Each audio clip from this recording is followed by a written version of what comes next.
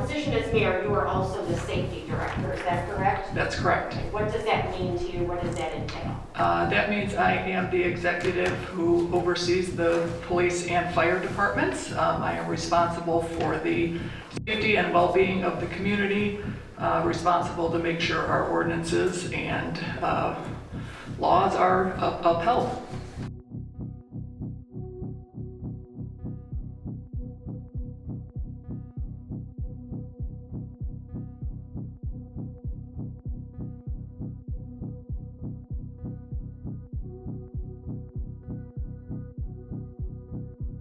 This roller rink is not the family-oriented roller skating rink that, that would be an asset.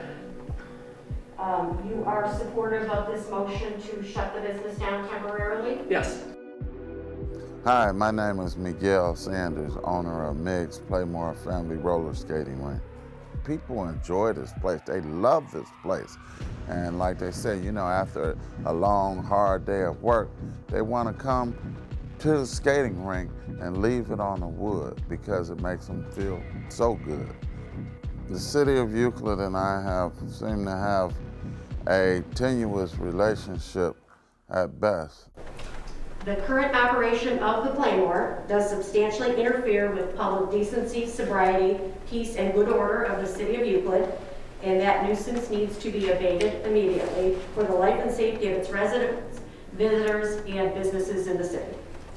The Wednesday courtroom session was very intimidating, and all I could do was, tell my side of the story and be truthful and hope and pray that the judge is fair and understands that they really, in my opinion, have no merit for bringing the claims against me and trying to criminalize this skating rink. You received a letter from the law department declaring your property a nuisance back in June of 19, is that correct? When you provide me a public nuisance charge for a car being broken into by somebody, God knows who, I just don't think those sort of public nuisance charges are right, because they had nothing to do with people that was in our skating rink. I've even identified people breaking into cars, and we've contacted the police department when this has occurred. I even have some of this footage on videotape. I was hoping to get an actual appeal hearing in light of the fact that you guys were not willing to sit down and find some type of resolution. Mr. Sanders, are you aware the reputation of Playmore amongst the teens is being the place to go to fight and to air their grievances? Sustained. People have families. They need outlets for their kids. The city recently tore down the YMCA. They are in the process of demolishing 3 swimming pools. If we can't, find a way to accelerate the minds of these teenagers and youth, then, that's gonna be a problem. Hi, my name is Diana Hamblin. I'm a student currently at New York University studying film with a concentration in storytelling of Black experiences. And I've also been a resident at Euclid, Ohio for the past 19 years, and I've been in Euclid Public Schools. No, I do not think the police officers in the high school did anything for the students besides intimidate the students and over-police the Black students that were at the high school. This girl vlogged her little foot or basketball game where they pepper spray people. Do y'all want to include that? I would love to get that. Okay, I'm gonna try to look it up right now for y'all. 5:49.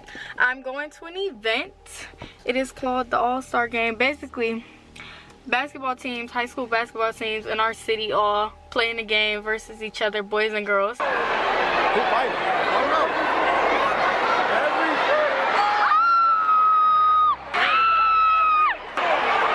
Yo, they just pepper spray. People is jumping the fence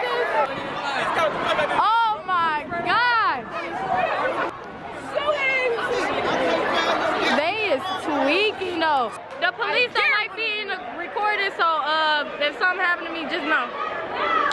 Just know, okay?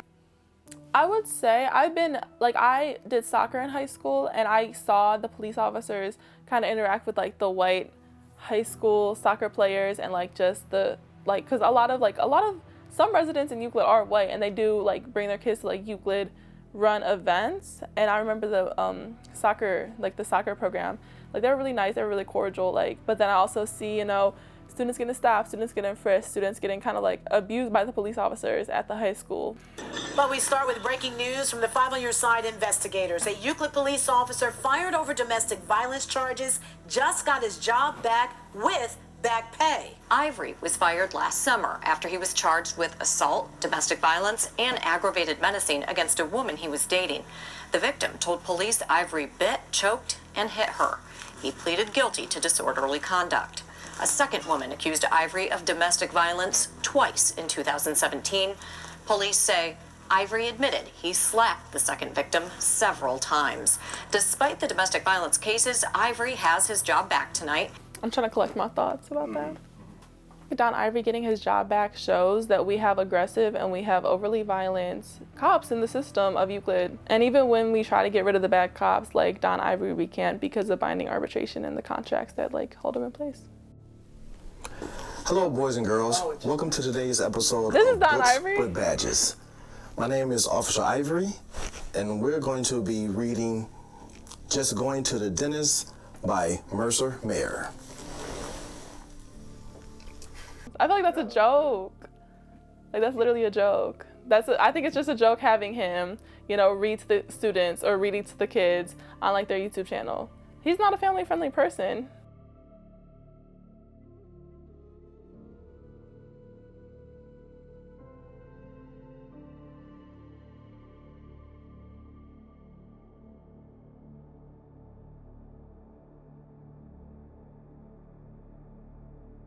My name is Erma Spencer. Well, I was going to go visit a friend, another resident in the building I was a resident in, and I was going to go smoke with them, of course, and the police just pulled up on me while I was knocking at their door, and as they approached me, they asked me if they could search me for weapons, and I said, I don't have any weapons on me. I'm a resident of the building. They said they were getting a call about suspicious activity, and they searched me. They searched me for the weapons. They didn't find any weapons, and all of a sudden they come up. They find the weed, and they tell me I'm under arrest. So I asked them, what am I under arrest for? They don't tell me what I'm under arrest. They proceed to knee me in my groin, throw me to the ground, and I'm thinking the original procedure is to cuff you while you're down, apprehend you, and bring you back up. But in this case, they kicked me in my face multiple times while the other one was holding me down and tasing me. And he fractured or broke an orbital bone in my eye, by my eye, because he was kicking me close to my eye.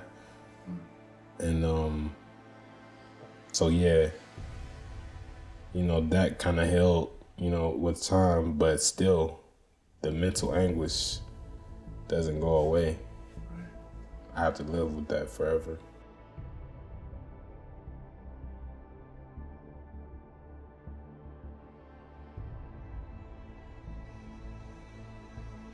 If you look at it up in the case, if you look at the police report, he lied in a police report and said, I broke his glasses. Which didn't, come on. And he said I reached for his taser. All of this was supposed to be the things or excuses or things that he came up with or made up to justify what he did. And it's not justifiable. Did not happen. It was not justifiable. You know what I'm saying? And I still have to live with this.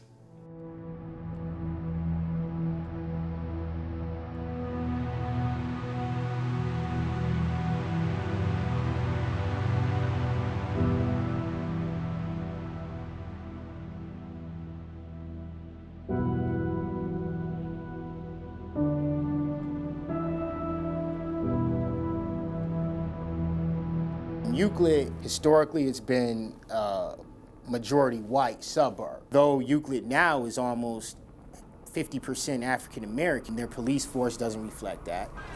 Hey, what he do? What he do? What he do? He an innocent civilian. What he do? Hey, get rough with him if you want. It's on camera. It's on camera. It's on camera. It's on camera. It's on camera. It's on camera. It's on camera. I promise you. Hey, he need him. He need him. He's resisting arrest, man. He's not. He was just standing here. It's all on camera. Don't even worry about it. No, don't even worry about it. Historically, you know, in this country, we've seen that police forces have been used to punish new and diverse individuals as they enter into new communities in America. It's almost as though the desire is to make sure that these new citizens and inhabitants know their proper place as it relates to, you know, the stratification of society. And I believe that the police and their discretionary functions, you know, when it comes to who they want to arrest, who they want to target for law enforcement, and how much force they want to use, ultimately are where the rubber meets the road in terms of this, you know, racial transition in the city of Euclid. Can I get your badge number? Can I get your badge number? Look, hey, thank you. Hey, excuse me, he told me to stand right here. Please don't pepper spray me. He told me to stand right here. The white people say, well, the police aren't that bad because you're not having the same experience. You're not getting pulled over for that BS. The police have not had this clean slate ever. You know, I study organization, so when an organization begins, it develops a history, norms and culture and basic rituals that are part of that organization. And without some major paradigm shift, they don't change. So since we know that police organizations were started originally to patrol and control the freedom of movement of black people in major society, the question is, in the last 120 years, when was there a paradigm shift that said, that's not what we do here? There was at one time during the Jim Crow era in which it was unlawful for more than two black people to stand with one another or congregate on any city street. So when you understand that, even though we changed those laws, and thank goodness that we did, the attitudes still remain. People tend to get in a panic when they see amounts of black people congregating. So understand that for a lot of folks, this business owner's business, because it tends to draw in larger crowds of black people, it's not going to be something that a lot of folks want. And it's obviously something that officers tend to go in and deal with that ancient or historic frame of mind. We got to bring them to heel.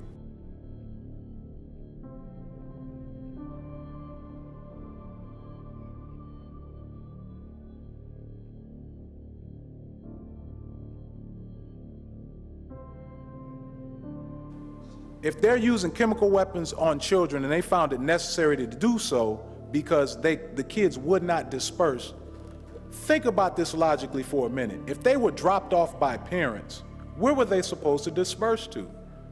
When law enforcement is interacting with you, yes. I'm sorry, but your time is up. When law enforcement is interacting with young people, you should act in the proper way. And you didn't do that because you don't value our children. I would disagree with you. I value your opinion, but I would disagree with you. I and the officers that work for this police department care very deeply about children. I understand that we need to find some common ground, and I understand that, and I'm willing to have those conversations. But please, I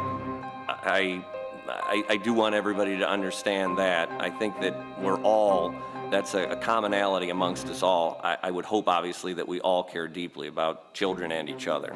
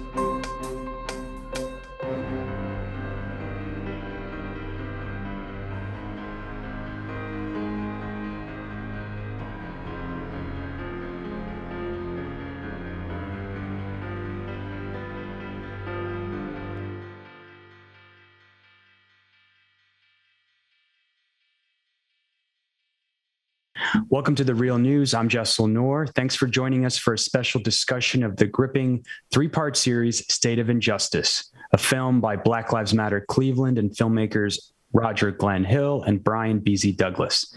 State of Injustice is a documentary series that examines systemic corruption and abuse in policing in Euclid, Ohio, a city rife with disparities and inequities, providing a rare look at the impact police violence has on communities and what they're doing to fight back. We're joined by three of the voices featured in the series. Terra Stewart is the sister of Luke Stewart, who is still fighting for justice for a brother who was killed by police in 2017. Chris McNeal is a lawyer for Richard Hubbard III and Black Lives Matter Cleveland board member, and Kareem Henton, Black Lives Matter co-founder as well. Thank you all for joining us. And Terra, I wanted to start with you. I wanted to talk about how the State of Injustice series exposes a widespread and continued pattern of brutality and excessive force within the Euclid Police Department, a story that's shared by many other communities across the country. But I don't want viewers to lose sight of the injustice served to individuals and their families. Can we start by talking about Luke Stewart, who he was, and for viewers who maybe haven't watched part one of the series, talk about the Euclid Police Department's treatment of Luke and how it demonstrates the horrifying issues that are examined throughout the series. I mean, basically from the beginning to where we stand now with this situation, just the way it was handled, period. Like, how Luke was approached, how he was treated, how they treated our family during after it happened, like, the whole situation is just horrible. Like, it's like, Luke was in his car, parked, legally parked, somewhere on one another. Luke went from sleep to dead in a matter of minutes. And he had he was asleep in his car, and someone said there was a suspicious person in this car. And someone called and said that it was a car that had been parked idle for 20 minutes. And then the department said that they had a phone call. And the police didn't have their lights on. They didn't identify themselves. Correct. From my understanding, they pulled up, turned on their. When the first cop got there, he initially said that they were going to pull Luke out the car. For what reason, I don't know if he's asleep. When the other officer got there, from my understanding, they orchestrated some type of plan where they put one cruiser in front of Luke's car, one behind Luke's car. But in the process of this, no one ever turned their red and blue lights on.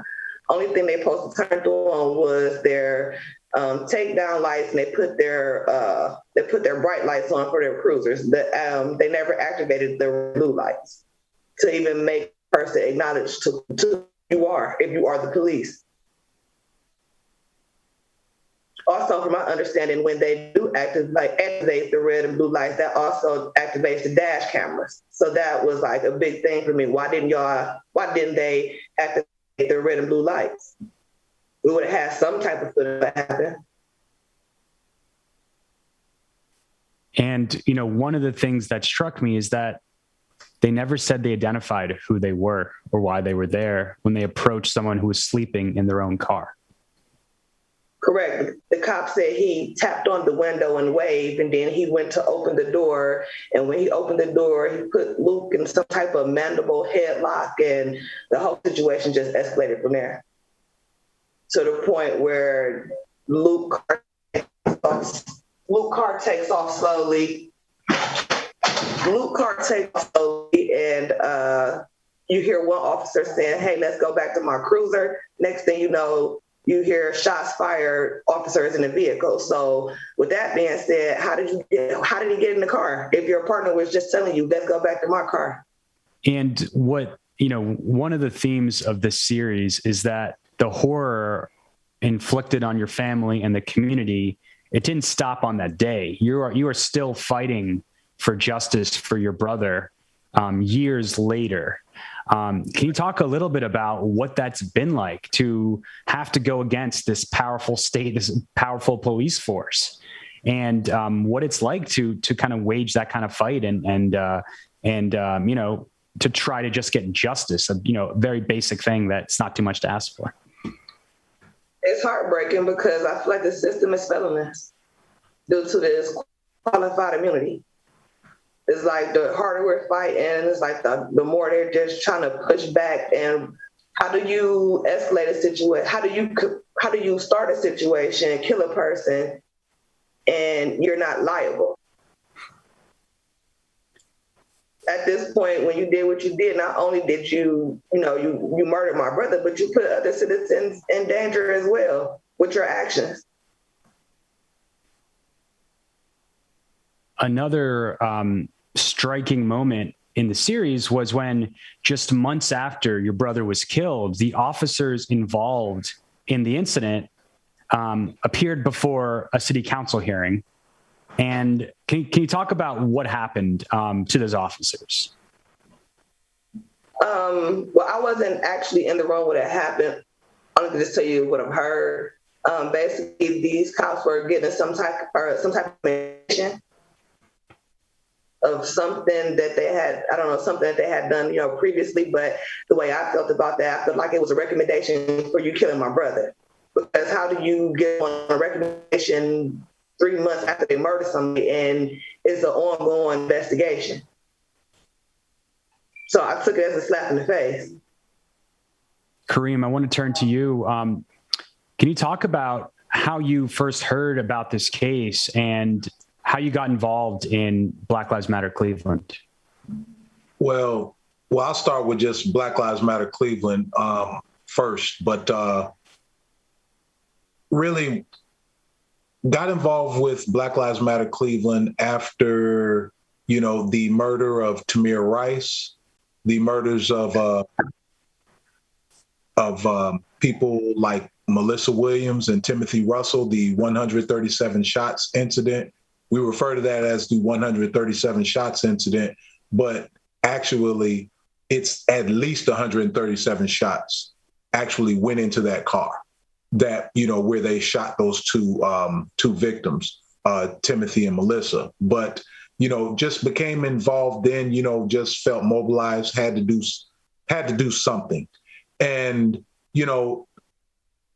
upon, advocating for folks, certain things just always got tossed to us. So when the incident happened with regards to Luke Stewart, we were getting forwarded, links to the news, letting us know that this just happened. Fast forward, we basically, we showed up. We reached out to the family. The family, welcomed our support. And we just, we showed up. We shut down a city council meeting. We, because we demanded, that this be acknowledged, that this be heard. You heard just mentioned by Terra that, this officer was getting a commendation at a city council meeting. They knew exactly what they were doing. We were there. A lot of folks from the community were there. And this officer, they had him take his name tag off. So his name tag, unlike everybody else, wasn't on his uniform because they didn't want him to be recognized. And in the course of them, handing out these accommodations to these officers, him included, but they only called him by his first name. And the reason that they did that was because they were thinking everybody was going to be fixated just on the last name rules. But we knew exactly, who he was. And, as it was stated earlier, it was a slap in the face. It was very disheartening. In fact, it was maddening. We had a righteous indignation that day. And, we had to shut that place down because, that is what they're going to respond to. And, I'll say this before I end what I have to say is that you know, it's a heavy burden that's placed on a lot of us because, you know, I'm not going to take anything away from the family. The families experience the worst of this. The communities are scared. They then experience, I guess, on another level, you know, a very bad part of this. But for a lot of us who are organizers, we're called on by the families, we're called on by the public, and we operate, for the most part, like first responders. And so we come in and we try to help people, we try to save, you know, to get some type of justice. And when the state is prevailing, it's very disheartening and it's actually depressing.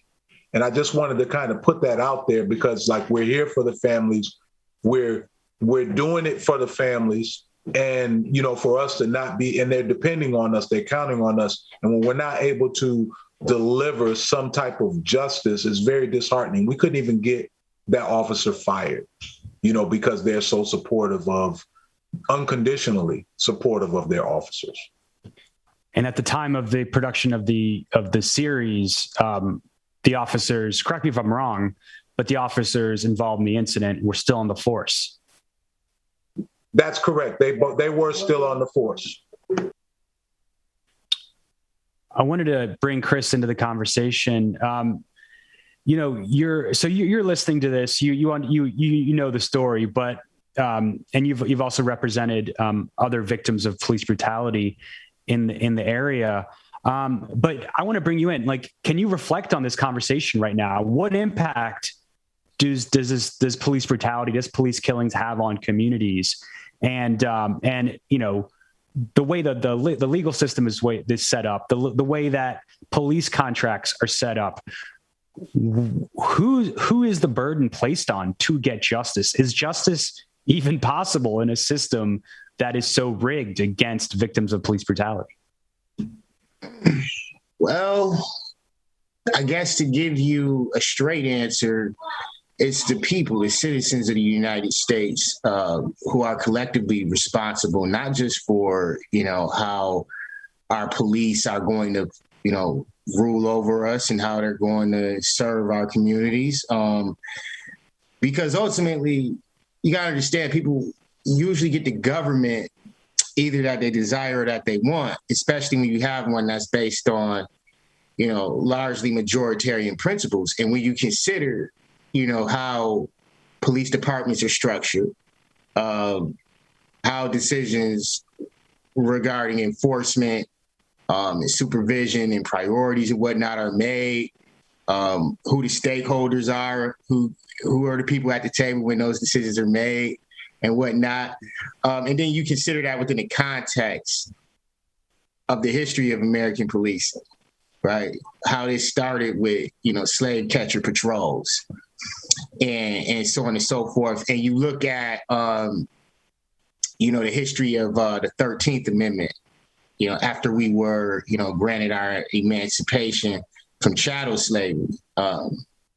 You know, the fact of the matter is that I believe that early on in its design that the role of, you know, municipal police functions was to basically serve as, you know, a de facto slave catcher in perpetuity, you know, to keep the newly emancipated slaves from, you know, actually enjoying their freedom and to keep them subjugated and able to become state property, able to be compelled to labor for the same masters who used to own them the same way they will own, you know, an automobile or any other beast of burden. So I say all that because if you fast forward to the year 2021, you know, we've had, you know, supposedly this great civil rights movement in the 60s. And, you know, we enacted all of these, you know, these civil rights acts and these voting rights acts. And on paper, statutorily, you know, everybody's on equal footing. So we have to find a way to, again, enforce the social caste, because you got to understand that in a society as diverse as America is, and also the fact that we live in a society that is very much a capitalist society, that there are going to be winners and losers. And the thing that's interesting when you dig even deeper is when you look at the trend that America's been heading in since the 1980s. The economy and manufacturing, it's been stagnant. And, we have to essentially, the politicians and the people who design our governments, they're very smart. And you got to understand that if there's a situation where your average middle class, poor white person who's the majority of this country, but they find themselves in a position where, they can't find work, where they can't provide for themselves, you're going to have a situation where, think about it, the majority of your population is going to be desperate and angry. And those are what essentially would create circumstances of, severe civil unrest. You see, it's one thing if it's only a minority of your population who has to bear that burden. But when it becomes a critical mass, when it becomes closer to, a 50% number or so, you have to prevent that from happening. Otherwise, you're going to have a violent revolution in your streets. I mean, I believe if we look at, recent events at the Capitol and the rise of kind of these Trump white identity, white nationalists, whatever you want to call it, these types of identity politics from, being formed, amongst white individuals is indicative of the writing on the wall. So a lot of times, and not to get into too many broader categories here, but, if you study economics and, you'll probably run into Keynesian economic theories. And I know, whether you agree with those principles or not is not the point that I intend to make here. But the point is, if you look at Keynesian economic theories, one of the main things, you got to have a structural rate of unemployment, meaning that in order for an economy to function appropriately, even in the best of times, you need to have, anywhere between 4 and 6% of your labor force, to be available. And that's what unemployment essentially is. So when times get rough and as America starts to lose some of its prominence and dominance over the world markets because of, an emerging Asian market or an emerging African market, an emerging, market in, South America as well, we start to lose some of our dominance, some internal decline. So now we own even less of that wealth, which means we have even less economic opportunity. So now we have to hide people.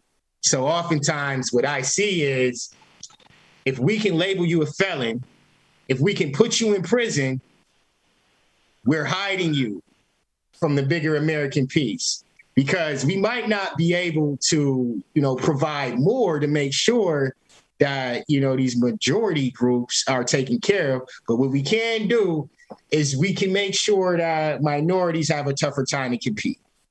We all know that, things like crime are, related to socioeconomic status and whatnot. You can basically, you can find crime where you want to look at it. For instance, I always like to use the example of college, right? Anybody who's been in college knows that there's drugs all over, college campuses. But ask yourself, when is the last time you saw a tactical narcotics team go to, a frat house? When's the last time you heard of,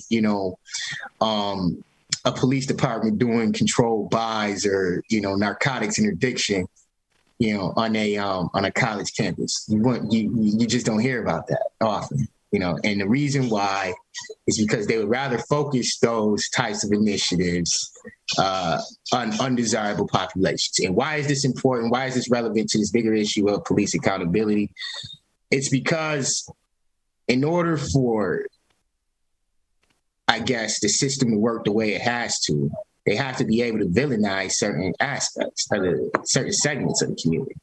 And once you do that, you make them the other, you call them a criminal, you call them a thug, and then there becomes this bias, when you see somebody arrested, when you see somebody, in court as a defendant. We have all of these, lofty principles, in our system of justice, a presumption of innocence, a right to remain silent and not have that used against you. But at the end of the day, they can put the window dressing under because they know that, due to all of these other mechanisms, when certain segments of the society look at particularly a Black individual or another undesirable minority, for the most part, that they can get away with doing whatever it is that they really want to do because they've already had this aspersion, and this aspersion is necessary. I say it's necessary for the system. And that speaks to that speaks to some of the main points raised in the film: the presumption of guilt, the brutality that's used on people that have not broken the law, and the greater point you're talking about, the enforcing of a racial caste system, sort of keeping people in their place so they aren't able to organize and fight back because they've got to just worry about trying to make ends meet, especially if they have a conviction on their record, which we know makes it really hard to get a job and to get housing and to be, politically engaged, to have the right to vote. Kareem, I wanted to turn to you and ask you sort of reflect on the same point, but also ask you. I'm really curious. Some of the events portrayed in the film happened several years ago, and we saw over the last year, especially last summer, we saw a big resurgence of the Black Lives Matter movement. The New York Times called it the biggest social movement in U.S. history. What does that look like in Euclid? Has that sort of changed the power dynamics and changed any power on the ground in terms of what the police are able to do and how the community responds? So let me first start off by saying you have to understand the geography. You have to understand Euclid. The city of Euclid is basically one of those cities, like many of the cities that surround Cleveland. These smaller municipalities were created for the most part, or existed for the most part, to be somewhere for whites to go to after we had white flight. So, whites fled the urban areas, went to these smaller municipalities, and over time, people of color have been moving out of the city, more so, or particularly Black people, as we want better schools, we want better city services. We are now making, a little bit more money we could afford to. We start to move out in these areas. Well, as we begin, like with Euclid, which is a majority Black, city, well, whites have always had control. Euclid has a history of segregation. And so it is striking to see in the film, almost everyone in power, almost every police officer is white. That's something that really stuck with me. And that's what I'm getting to, is that what you have set up is that in these cities now, what remains are the vanguard of the old ways. So you still have majority white political representation, and you have a majority white police force trying to hang on with what little that they have left. And so that is, in essence, what the problem is. So they try to insulate themselves. So right now, it's really hard to exert pressure when they're surrounded by a cadre, like by so many other municipalities that operate off of that same premise. So they got a lot of support. But the last thing that that I really want to point to is that when we look at the situation that happened to Luke, you have to take these factors into consideration, and this is happening nationwide. Officers have a habit of creating a dangerous situation. So they create this dangerous situation in which they have to use lethal force. With Luke, you had officers that were not in the standard or traditional uniforms. So their badges were like patches. So it's not like it's shiny. It's not very clear who exactly they are, because they're coming in with skull caps on, they have the patch on, But like I said, it's nighttime. You can't exactly see that. They have that spotlight on, so there's no badges, no shiny insignias shining. And so when they go to try to pull Luke out of the car after he's sleeping, you have an officer who then inserts himself, jumps in the car. He created that dynamic. So now, or they created that dynamic. Luke pulls off, and obviously the cars weren't close enough because he was able to pull off. He didn't hit a car pulling off. He pulls off, he's going down the street. Now, the officer in the end, he murders Luke, and he murders Luke under the pretense that he was driving and I was afraid we were going to crash. You just created the situation where now you crash because you just shot this man. And so, too many times we look at, like with what happened with Tamir, who was killed. Veteran officer pulls up, places the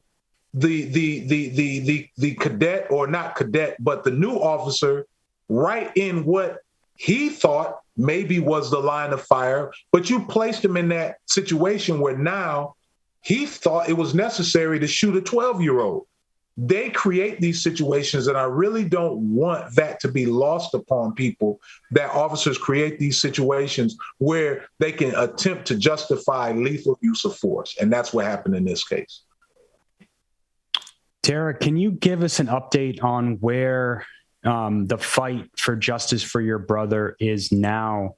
And, the film series does a great job of connecting your brother's fight with, so many other fights in Euclid and in the area. And our viewers will be familiar with, the countless other instances similar to your brothers that have happened around the country.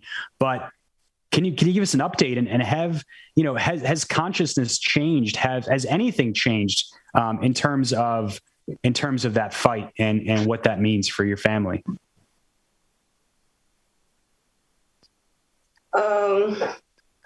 At this point, the federal government failed us, I feel like, so it's in the state's hand at this point. That's where, legal situation lies as of now. And can you talk about what viewers can do? They're hearing this story, they've watched the documentaries. I imagine many, like myself, are outraged that this can happen. This still happens every day in this country. What can they do to support your family and other families that are going through a similar situation? Basically, my biggest thing is I want to try to figure out a way to get to have this qualified immunity thing evaluated. Like that's my biggest issue. That's what I feel like is going to help not only Miami, but any other place across the country, because it's not going to end today or tomorrow. So in the future, to start making these cops accountable for their actions. And that's something, the qualified immunity. Another issue that came up was the collective bargaining agreements that the police union has. I see Kareem shaking his head. Kareem, if you can break down what that, police unions are not like other unions. They don't just protect the rights of their workers. They protect the rights of their members to brutalize the public with impunity. Can you talk about what that looks like, and whether that's an issue that's being raised on a local level and potentially changing that? So yeah, the collective bargaining agreements are a huge problem. They basically, as you said, these unions with their high-powered attorneys, with all this money behind them, they're able to basically unconditionally support the officers no matter what they do. Here locally, we've had law enforcement officers that have committed offenses. Like one is a former MMA fighter. He broke his wife's nose, or his partner's nose. And, in a domestic violence dispute, Anybody who has that type of training, that's supposed to be an automatic felony when you assault someone. But they were able to make that a misdemeanor. They vehemently defended this man, the collective bargaining, as a result of the collective bargaining agreement. When officers shoot people, when officers are caught with drugs, they get these things dismissed, they get these things reduced down to misdemeanors, and these officers who now have shown that they have certain issues now are left on the force because they fought to help them keep their jobs, only to later on show that they are a problem and they are causing now some massive lawsuit. So, and what I just wanted to add, real quick, is that when you understand, you have to understand about binding arbitration.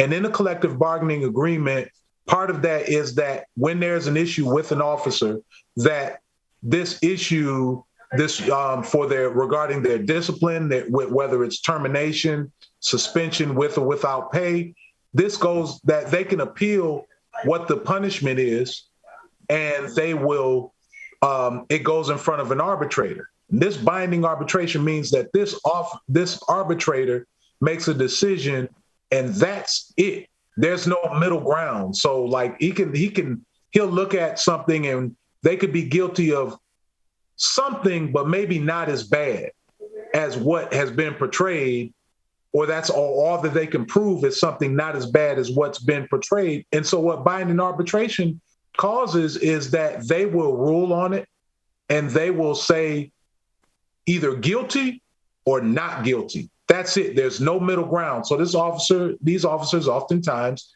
get away with murder. And so, and the last piece I'll add about the arbitrators is this. The Ohio Board of Mediation, or here they have like this pool of people that they get as mediators that are the arbitrators. These unions, these police unions are pretty much able to negotiate and pick who their arbitrator is going to be. So therefore, if this arbitrator has a track record of siding with law enforcement, they know this, they're keeping the stats. And this is who they will agree to have represent them. And so as a result of that, you have a large percentage of those cases that always go in their favor. And so this is a huge problem, and we need to change that. And the biggest thing we need to change, if we're going to have binding arbitration and we're going to use arbitrators, is that they can't be allowed to pick their arbitrators, and they can't. And it actually needs to be where arbitrators are just brought on randomly. Chris, I wanted you to briefly talk to us about Richard Hubbard III.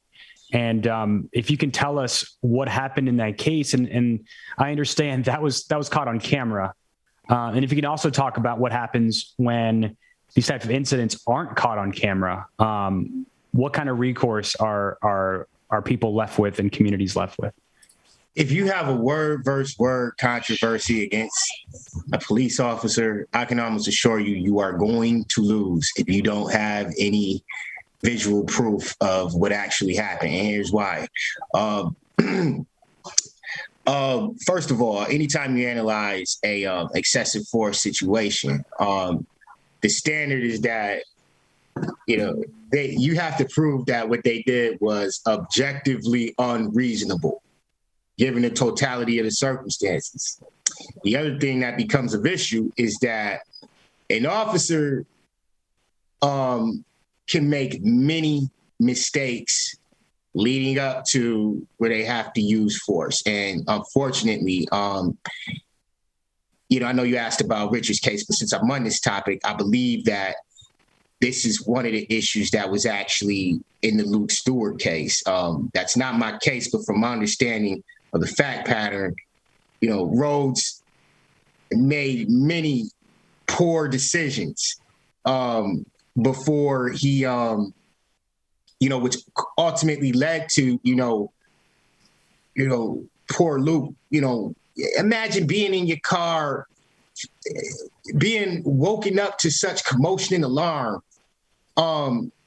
Naturally, a lot of people are gonna reflexively, not make the best decision if you being awakened in such an excited state. It was totally improper. Even in terms of, for police safety reasons, I believe, for an officer to conduct themselves the way that Rhodes did. But the fact of the matter is, once he found himself inside of a vehicle, which, he claims was moving at the time, it now gives rise to him to say that, well, I had this, objectively reasonable threat that I was going to fall out the car and get run over. So I had to use deadly force. So I say that because if you don't have some video evidence, some proof, an officer is going to be able to concoct, a million different, scenarios as to why that use of force was reasonable. And then when you get to summary judgment, think about it. You're going to have a judge who's going to look at this, and they're going to look at the record. And if it comes down to a credibility determination, unfortunately, oftentimes the people who do have these encounters with police, first of all, if it's a homicide, they're not going to be around to tell their side of the story. Okay. But aside from that, usually the reason for the encounter is going to be some form of a criminal investigation. All right. And this person might even have a criminal record. Okay. And because of all of these factors, which are also the product of institutional racism, but because of all of these factors, you're going to have almost an uphill battle. And then the other thing is, the thing that's even more sinister about the way the system is set up is that, there's multiple scenarios where you could have somebody who clearly had their civil rights violated. But there still might not be a lot you can do about it because the practical considerations. So what I mean by that is, let's say you got a situation like, for instance, Mr. Richard Hubbard's situation where, luckily you survive and you make it out of that incident. But you do so and, you don't suffer any serious injuries. Because of that, the law does not allow you to seek punitive damages against either a municipality or somebody in their official capacity if, they're a government actor. And then we also even have qualified immunity, which, Kareem kind of what you guys spoke of a little bit earlier, which says that, unless somebody does something like super egregious, and unless we have like a clearly established legal precedent that they violate, which means that we have a circuit opinion on almost all four corners with all of the facts, right? Let's say that, a guy is running and they stick a dog on him. And, the dog, chews him up, even though he wasn't resisting, right?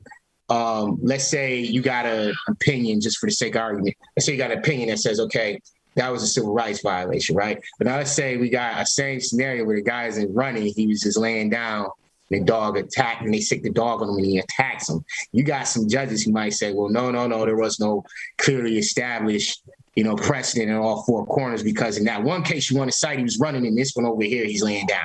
And to any lay person, you might think about something like that, like that's ridiculous.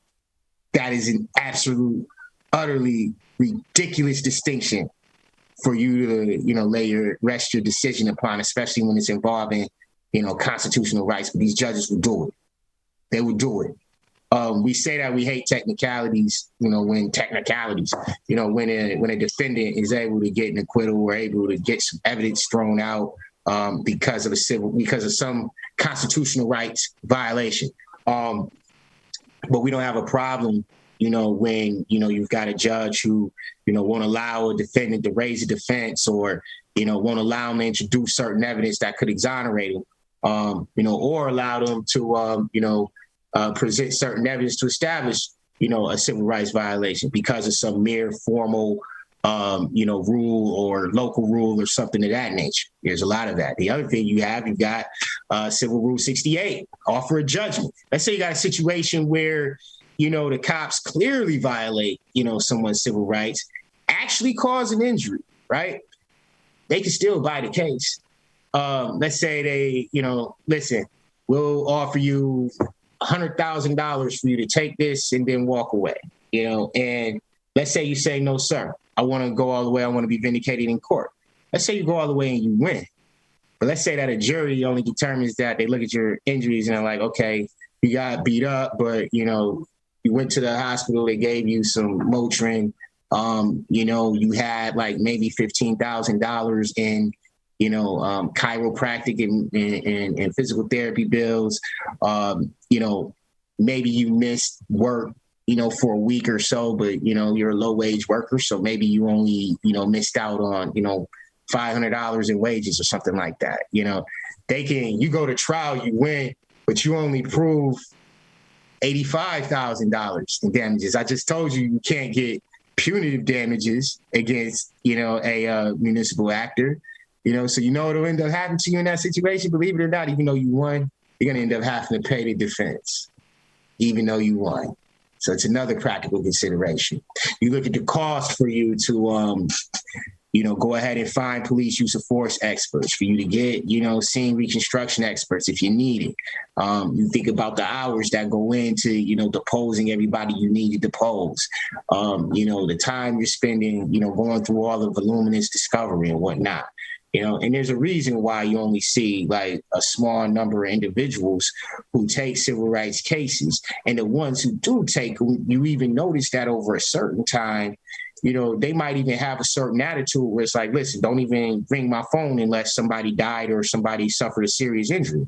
Because for them, they're looking at the business of it. And all of these reasons are why, the system kind of, is set up. And I remember, one of the first days of civil procedure in law school, our professor told us, I'll let you, choose the law, but as long as I get to choose the procedure, I'll beat you every time. And that's kind of how this system operates. Now let's get to Mr. Hubbard. The main reason that, Mr. Hubbard was able to, achieve the settlement that he was able to receive, it wasn't because they thought it was the right thing. It wasn't because necessarily that, let me say this. They were afraid of what might happen as the community came out of this quarantine while this trial is going forward.